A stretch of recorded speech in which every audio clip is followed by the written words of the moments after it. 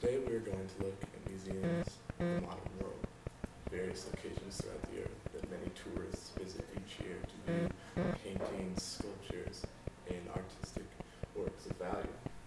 So the first location we're going to look at is clearly in the city.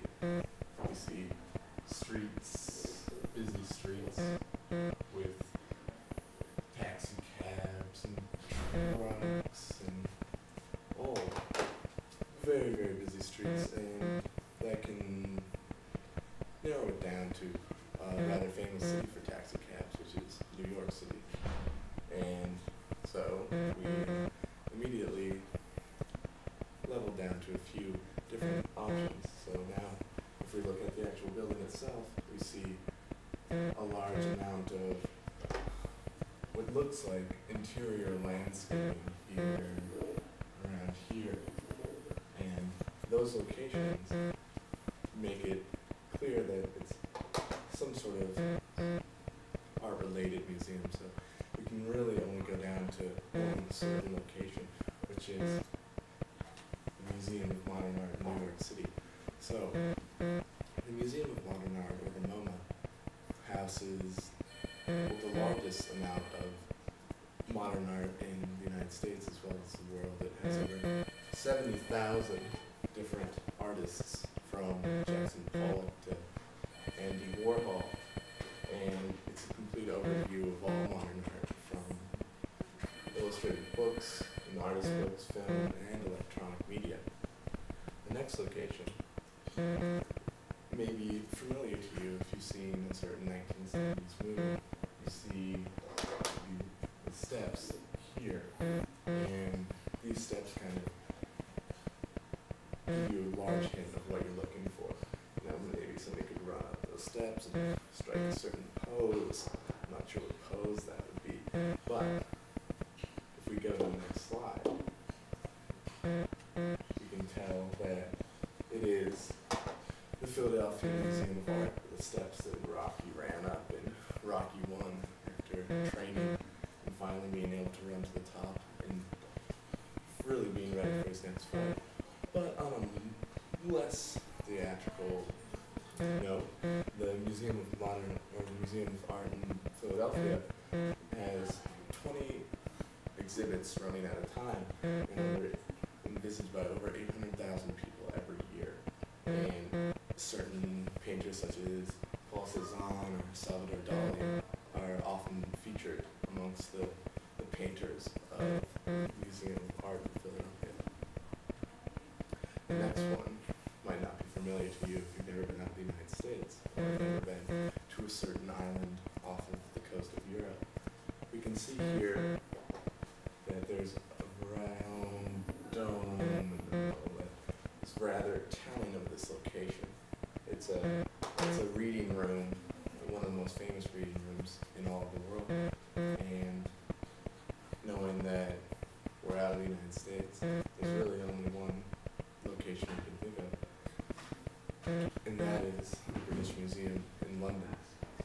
It is very reminiscent of the Museum of Modern Art, or Museum of Art in Philadelphia, though the British Museum was built way before the Museum of Art in Philadelphia. You can see the Roman columns and the Roman statues up at the top that really give away that it's the British Museum. Now, the British Museum has gone through a lot of controversy over the fact that it houses such exhibits as the Elgin marbles and the Benzene bronzes. These are not native works of art that are from the United Kingdom, but from places like Greece because these places are not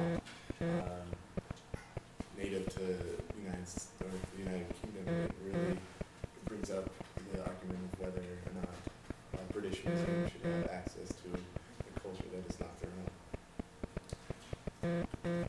The next location we're going to look at also has theatrical roots, or is very, very well known because of that. If we look down at the bottom there, you see what looks to be a pyramid, and though pyramids come out or all around